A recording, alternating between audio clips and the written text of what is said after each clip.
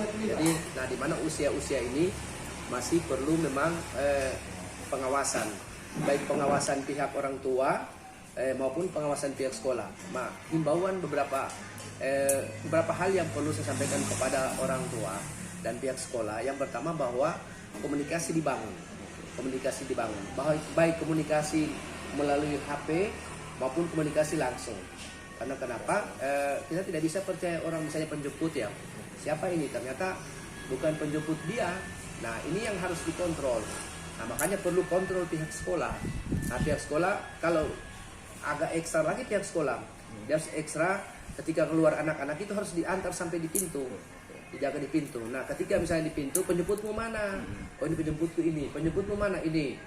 Kalau ini kan anak-anak kan pasti tahu ini bukan penjemput saya. Nah, ketika orang disuruh, ya, kalau ada yang aneh-aneh pasti akan ketahuan. Nah, olehnya itu saya berharap kepada pihak orang tua, artinya mari kita sama-sama mengawasi anak kita.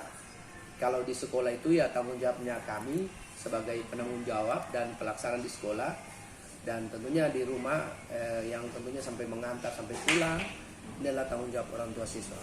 Artinya kita perlu hati-hati memang. Walaupun sekarang isu ini sangat menakutkan juga, mengkhawatirkan, malah kita semua menakutkan malah ya. Nah, ketika kita lihat di medsos itu kan juga ada. Tapi Pak Kadis sudah melakukan cross check di tingkat seluruh sekolah, apakah memang benar ada kasus atau indikasi-indikasi? Kebetulan saya baru pulang dari Jakarta kan. Nah, kasus itu saya baca di Jakarta waktu itu. Artinya begini, karena di medsos ini kan ramai sekali. Nah, paling tidak kita himbau kepada teman-teman di sekolah tetap waspada. Ya, andaikan toh memang ada kejadian, sudah pernah di mana kejadian? Tidak pernah. Belum ada yang terbukti. Belum ada ya. Iya. Saya kira sudah ada. Belum ada. Ya, artinya begini.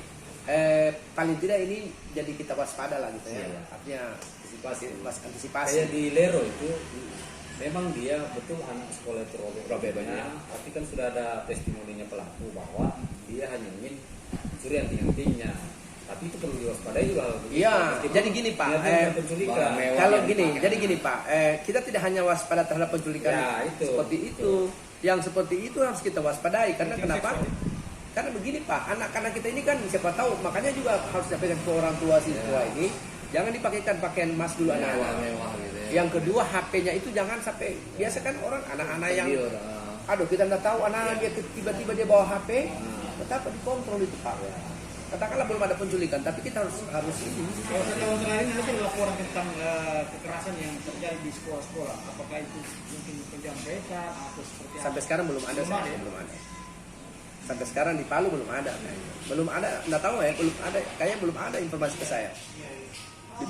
Untuk tingkat keamanan di wilayah sekolah bagaimana Pak? Ya, makanya begini, di sekolah itu kan punya satpam, dan hampir semua sekolah di Kota Palu itu punya satpam, punya penjaga sekolah. Hampir semua itu. Nah, ini yang kita harus himbau kepada teman-teman kepala sekolah, dan saya sudah sampaikan di grup itu, supaya betul-betul diperketat penjagaan keamanan tempat. Jadi gitu, kita bisa saja karena mungkin saja bisa orang masuk di sekitar kita tidak kenal. Nah, karena kita trauma dengan penculikan, akhirnya kita bilang semua penculik, padahal belum tentu Pak. Nah, makanya perlu perlu dideteksi semua siapa yang masuk di sekolah itu. Nah, iya. Dan itu penjaga sekolah. Penjaga sekolah harus ini. Yang kepentingannya apa untuk masuk? Iya, dia nggak boleh terima orang sembarang, nggak boleh. Dia harus betul-betul selektif. Tapi semua sekolah ada penjaganya. Hampir semua. Ya, semua. Ya, mudah-mudahan. Tapi kita ini semua yang kita sampaikan kepada teman-teman di sekolah.